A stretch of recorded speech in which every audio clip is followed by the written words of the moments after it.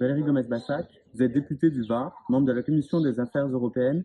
Vous avez resté au sein de la majorité comme l'une des figures les plus expérimentées sur les questions européennes. Selon vous, quels sont les principaux enjeux de la renaissance européenne voulue par le président Macron? Alors tout d'abord, bonjour, et puis je vous remercie de m'interroger sur l'Europe. Vous connaissez mon attachement à tout ce qui concerne l'Europe et la construction, la refondation, ou en tout cas une vision très positive de l'Europe pour le futur. Alors quant à la tribune du président Emmanuel Macron, il a souligné les différents enjeux. Il y a des enjeux environnementaux, il y a des enjeux économiques, il y a des enjeux en termes d'immigration. Il a longuement parlé de l'accord de Schengen avec une volonté de remettre à plat les différentes règles. Il faut que toutes ces problématiques soient aujourd'hui abordées au niveau européen. On ne peut plus se permettre de réfléchir au niveau national. L'an passé, vous avez mis sur pied les consultations citoyennes sur l'Europe. Quel bilan tirez-vous de cet exercice démocratique inédit? Alors on peut considérer que ce fut un vif succès puisque de nombreux États européens ont joué le jeu et ont organisé ces consultations citoyennes. Il y a eu des événements de toutes parts, notamment je vais vous parler de celles qui ont eu lieu sur notre territoire. Nous avons consulté des citoyens dans des lieux différents et parfois insolites, dans des bibliothèques, sur des plages, sur des quais de gare.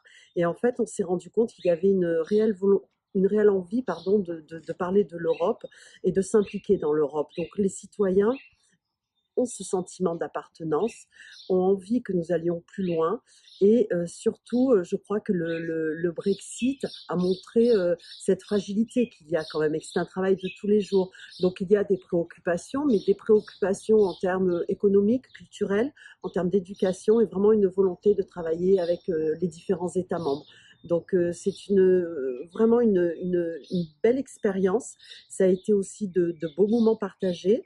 Nous en avons donc eu la restitution, tant au niveau de la France qu'au niveau de l'Europe. Et aujourd'hui, à nous, à travers le programme européen, de nous emparer de tout ce qui a été soulevé et proposé. Le Premier ministre Édouard Philippe vous a récemment confié une mission sur le Code européen des affaires, un projet de relance de la construction européenne à partir du couple franco-allemand. Pourriez-vous nous présenter rapidement l'ambition de ce projet? Alors en effet, le Premier ministre m'a confié cette mission, donc j'ai 2 mois pour établir ce rapport. J'auditionne des personnes tant en France que dans différents États membres. Le choix que j'ai fait, c'est de consulter essentiellement les acteurs économiques, les entreprises, petites entreprises, start-up, ETI, et d'essayer de voir quels sont leurs besoins. Déjà, est-ce qu'il y a réellement un besoin? Quels sont leurs besoins? Le constat, celui-là, je peux déjà vous en donner la primeur, c'est qu'il y a vraiment une attente. Alors une attente à ce qu'il y ait vraiment de véritables outils européens qui puissent leur permettre d'exploiter le marché européen comme un vrai marché unifié.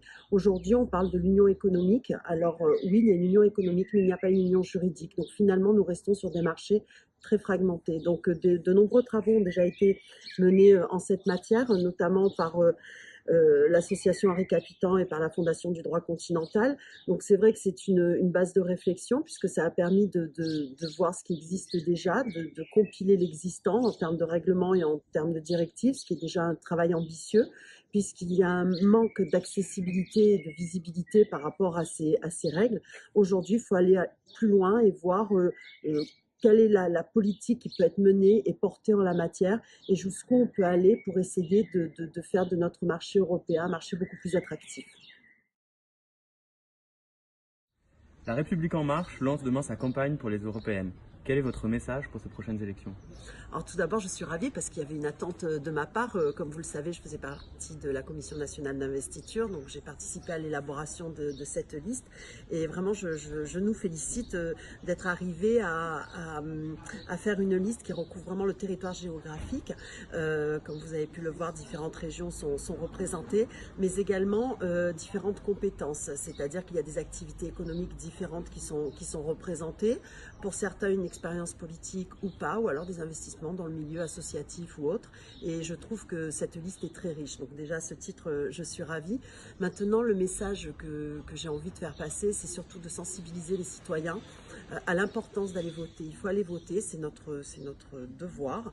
Et c'est là où il faut se manifester et dire ce que l'on a envie, que ce soit l'Europe de demain, ce que l'on attend de cette Europe. Donc ça sera mon premier message. Et le second message, c'est encore une fois de dire toute l'importance de l'investissement de chacun pour que l'Europe de demain soit celle que nous voulions vraiment.